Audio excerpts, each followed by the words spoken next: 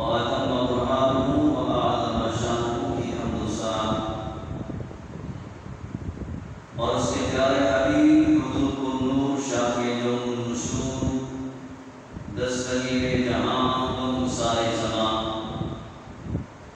سید سروران حبیب Al-Qassam قائد المرسلین شفیع المذنبین رحمت للعالمین جناب احمد مجتبی حضرت محمد مصطفیٰ صلی اللہ تعالی علیہ وسلم کی بارگاہ میں ہدیہ درود و سلام عرض کرنے کے بعد رب کائنات جل شانہ کا بےحد فضل عظیم ہے کہ آج اللہ کی توفیق سے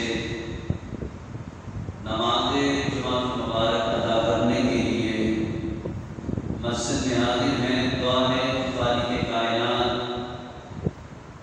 جل شانہ میری اور آپ سب کی اس حاضری کو اپنی بارگاہ میں شرف قبولیت عطا فرمائے،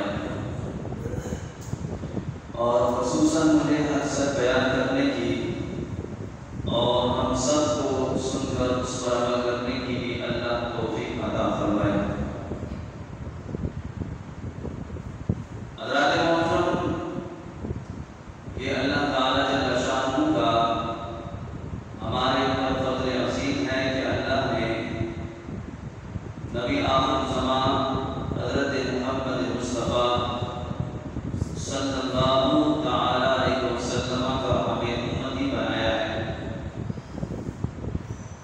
امتی ہونے کے ناطے ہمارے نبی علیہ السلام کے کچھ حقوق ہمارے اوپر لازم آتے ہیں۔ آج ہم دنیا میں رہتے ہوئے اپنے حقوق کے بارے میں مطالبات کرتے ہیں، کیا بڑا ہو کیا چھوٹا ہو، کوئی مرد ہے عورت ہے، ہر بندہ اپنے حقوق کی جنگ لڑ رہا ہے۔ وہ گھریلو زندگی ہو، کاروباری معاملات ہو، خاندانی معاملات ہو، دوستی یاری ہو، ہر مقام پہ کسی نہ کسی طریقے سے ہمارا مطالبہ دوسرے سے ہوتا ہے کہ میرا یہ حق ہے، میرا یہ حق ہے۔ ہمارے حقوق بعد میں ہیں، رب کائنات جل شانہ پر ایمان لانے کے بعد نبی آخر زمان صلی اللہ تعالی علیہ وسلم کا کلمہ پڑھنے کے ساتھ اب ہمارے اوپر اللہ کے بعد جس کا سب سے زیادہ حق ہے وہ ہمارے نبی محترم نور مجسم شفیع معظم صلی اللہ تعالی علیہ وسلم کی ذات مبارکہ ہے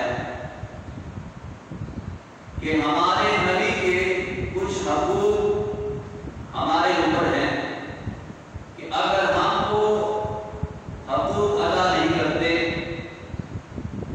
تو اس صورت میں اللہ تعالیٰ جل شانہ کی بارگاہ کے اندر مجرم تصور کیے جائیں گے۔ اس اعتبار سے ہمیں یہ جاننا بے انتہا ضروری ہے، ہمیں پتا ہو کہ جس نبی علیہ السلام کا کلمہ ہم پڑھتے ہیں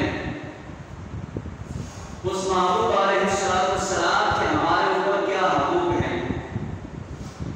ایک بچہ اپنے والدین سے اپنے حقوق کے بارے میں سوال کرتا ہے، اور بعض صورتوں میں والدین کے ساتھ بندہ جھگڑتا ہے کہ میرا یہ حق بنتا ہے، مجھے میرا حق دیا جائے۔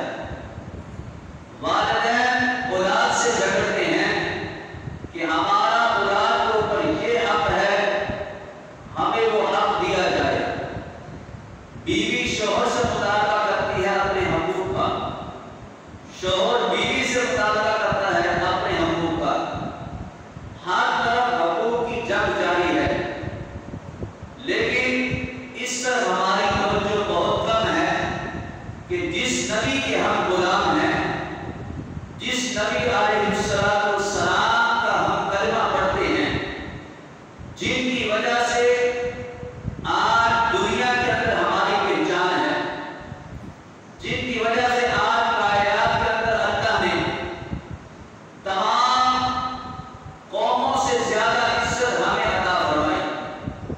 جن کی نسبت کی وجہ سے ہمارے ساتھ وعدہ کیا گیا ہے جب تک امت محمد صلی اللہ علیہ وسلم جنت میں داخل نہ ہو جائے، کسی کی امت کو جنت کے اندر جانے کی اجازت نہ ہوگی۔ اللہ نے اتنی عزتیں ہمیں عطا فرمائی، یہاں تک میرے محبوب نے فرمایا میری امت امت مرحومہ ہے، قبر میں جائیں گے گناہگار ہوں گے، لیکن کمال بات یہ ہے فرمایا جب قبر سے اٹھائے جائیں گے اللہ سارے گناہوں کو مٹا دے گا، جو بھی معاملات ہوں گے قبر کے اندر مکمل ہو جائیں گے، میدان محشر لگے گا اللہ عزتوں کی تاج عطا فرمائے گا۔ اور میرے محبوب علیہ السلام کی یہ غلامی کا انعام ہے کہ تمام جتنی بھی قومیں ہیں جب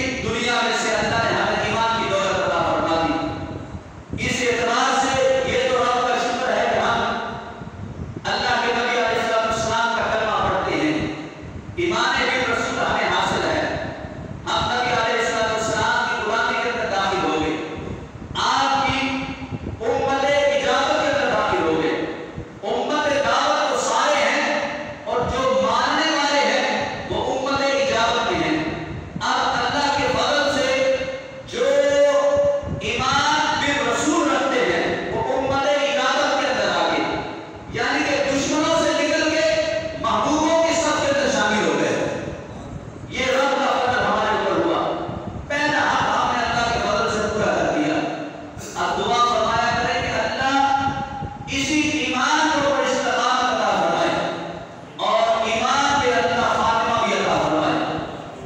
چونکہ کلمہ پڑھ لینا بہت بڑا اللہ کا فضل ہے، لیکن کلمہ پڑھنے کے بعد اس ایمان کو بچانا، اس کے لیے ہمیں کوشش کرنی پڑے گی. کیونکہ شیطان نے رب سے وعدہ لیا ہے آخر وقت تک میں میرے بندوں کو میرے راستے سے برگلاؤں گا، ان کے ایمان کو خراب کروں گا. اس راستے یہ ایمان کی دولت کو ہمیں نصیب ہو گئی.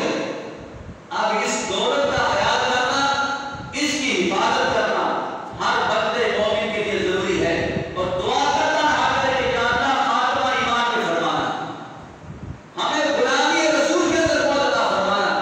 گناہگار ہے، سیاہکار ہے، بد کردار ہے، جیسے بھی ہیں، یا اللہ تیرے محبوب کی امتی ہیں، بس اپنے محبوب کی امت کے اندر ہمیں قیامت کو اٹھانا.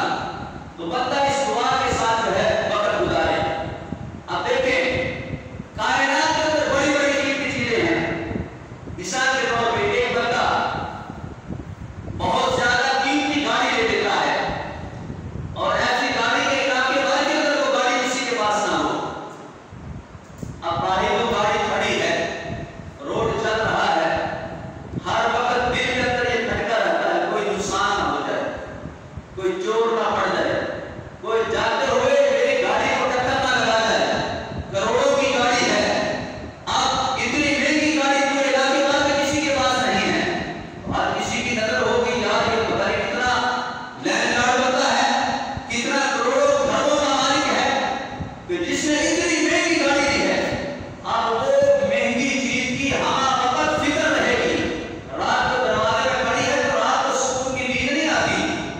وجہ کیا ہے؟ نہ جانے کوئی چور حملہ نہ کر دے، کوئی گاڑی چھین کے نہ لے جائے، راستے میں جاتے ہوئے گن پوائنٹ پہ کوئی بندہ چھین نہ لے. تو پتہ چلا جتنی قیمتی چیز ہوتی ہے اتنی زیادہ فکر بھی ہوتی ہے، اتنی زیادہ اس کے بارے میں سوچ بھی ذہن کے اندر پیدا ہوتی ہے، سوچ تجویزیں ذہن کے اندر آتی ہیں. اس کو کیسے چوروں سے محفوظ کر کے رکھنا ہے، اس کی حفاظت کیسے کرنی ہے، اس کی دیکھ بھال کیسے کرنی ہے، طرح طرح سے بندہ پلان بناتا رہتا ہے.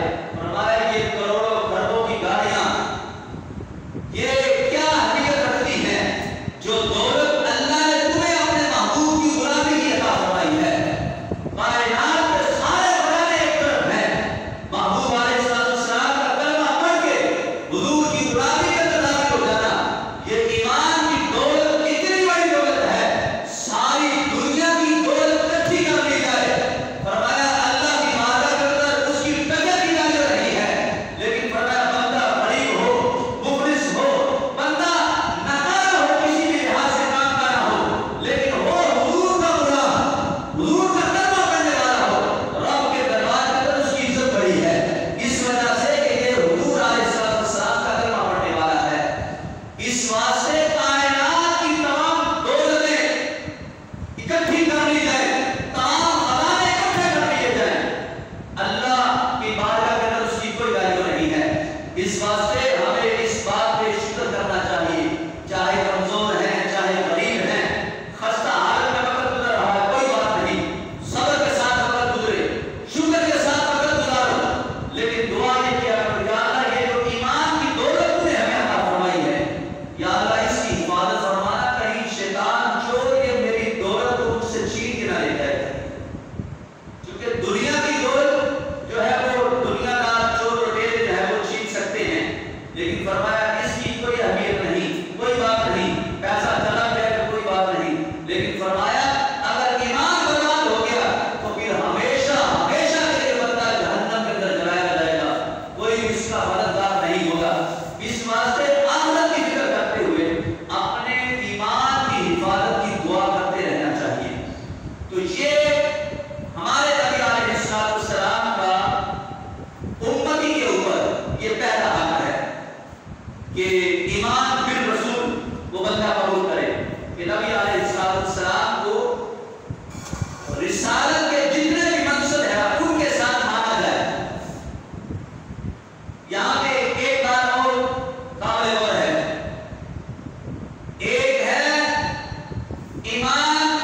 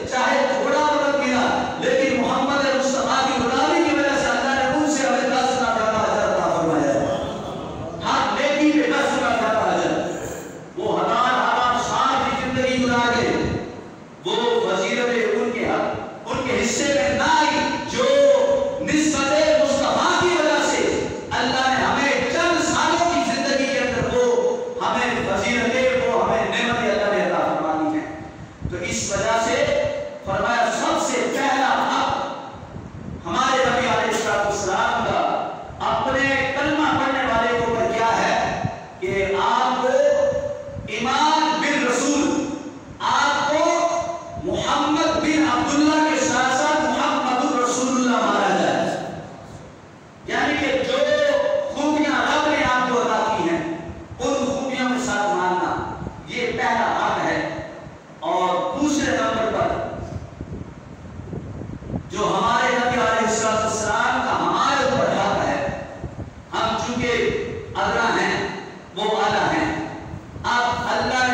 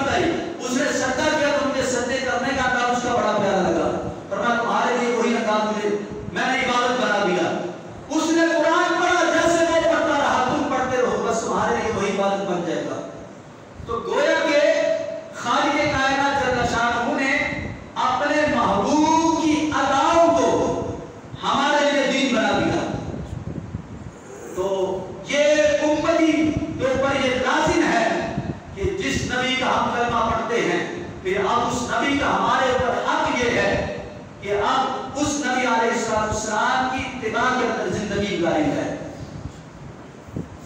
اب یہ دوسرا حق ہے امتی کے اوپر کہ وہ بندہ اس طریقے سے زندگی گزارے.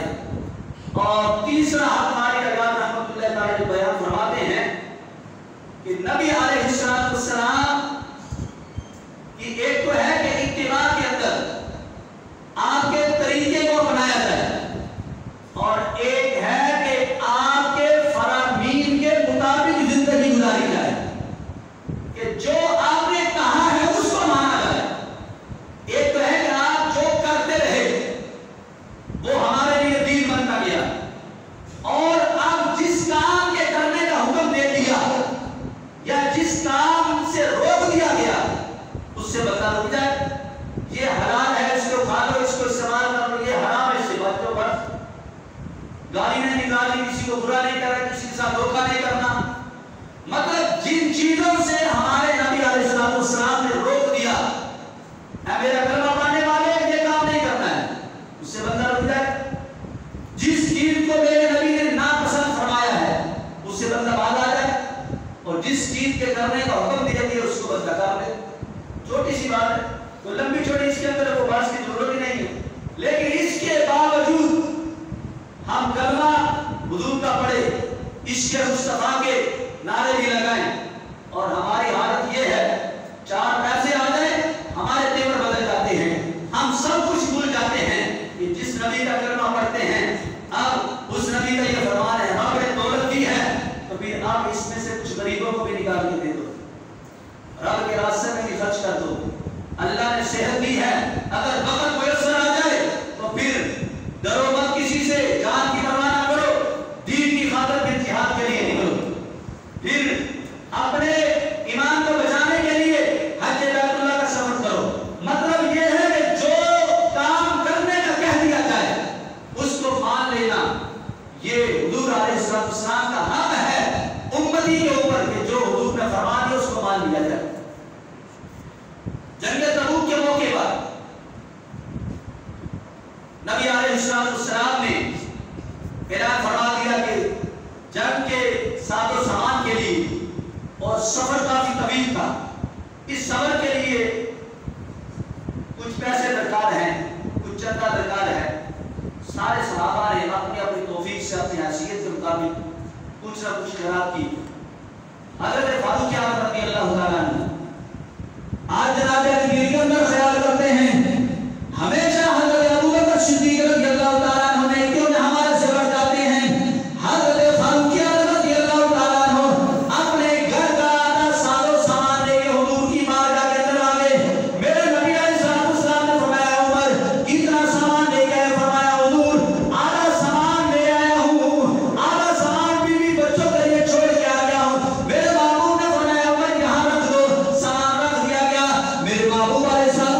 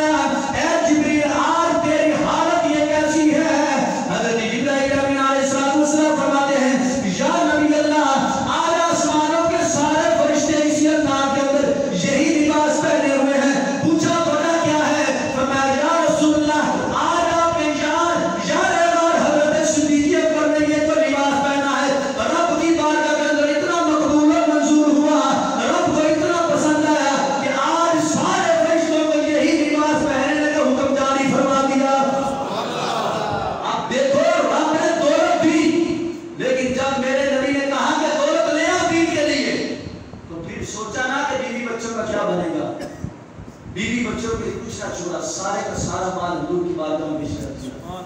آج ہم بینک بیلنس بھی ہے, گھر کا نظام بڑا اچھا چل رہا ہے, ادھر سے اگر آواز آ جائے دین کے لیے خرچ کرنے کی, غریبوں کو دینے کے لیے, ہم سوچ سوچ کے پیسہ نکالتے ہیں اور پھر کہتے ہیں کہ زیادہ نہ ہو جائے, 10 روپے وہ بھی پرانے سے نوٹ نکال کے, ہزاروں کا نوٹ سائڈ پہ کر کے تو وہ 10 کا نوٹ دیتے ہیں. جناب یہ بڑا ہم نے جناب بہت مال کا مال دیا, بے شک بڑا مال کا مالا ہے, لیکن اصل مال کا یہ تھا جو حضرت صدیق اکبر نے مالا ہے کہ سب کچھ حضور کی بارگاہ میں چھوڑا, سب کچھ حضور کی بارگاہ کے اندر پیش کر دیا, اور گھر کے اندر اللہ اور اس کے رسول کو چھوڑا ہے کہ گھر کا مالک اللہ ہے, اللہ کا رسول ہے. تو بات کرنے کا مقصد یہ تھا کہ یہ امتی کے اوپر یہ حضور کا حق ہے. 3 حقوق کا بھی بیان کیا, 8 حقوق حضرت قاضی عیاض رحمۃ اللہ تعالی نے بیان فرمایا. انشاءاللہ تعالی اگلے جمعہ کو میں مزید جو ہے اسی موضوع کو بیان کریں گے کہ پہلا حق کیا ہے کہ حضور علیہ السلام کو رسول برحق تمام کمالات تمام خوبیوں کے ساتھ ماننا. آج یہ بھی بیماری ہے, رسول تو مانتے ہیں لیکن خوبیوں کا انکار کر جاتے ہیں کچھ لوگ, آپ کے کمالات کا کچھ لوگ کلمہ پڑھ کے انکار کر جاتے ہیں. یہ اللہ کا فضل ہے اہل سنت کے اوپر, سمجھ لگے یا نہ لگے, دلیل ملے یا نہ ملے, ہم اللہ کے فضل سے اللہ کے رسول کو اسی طریقے سے مانتے ہیں جو خوبیاں رب نے اپنے محبوب کو عطا کر کے دنیا کے اندر پیدا کیا ہے. ہمیں دلیلوں کی ضرورت نہیں ہے.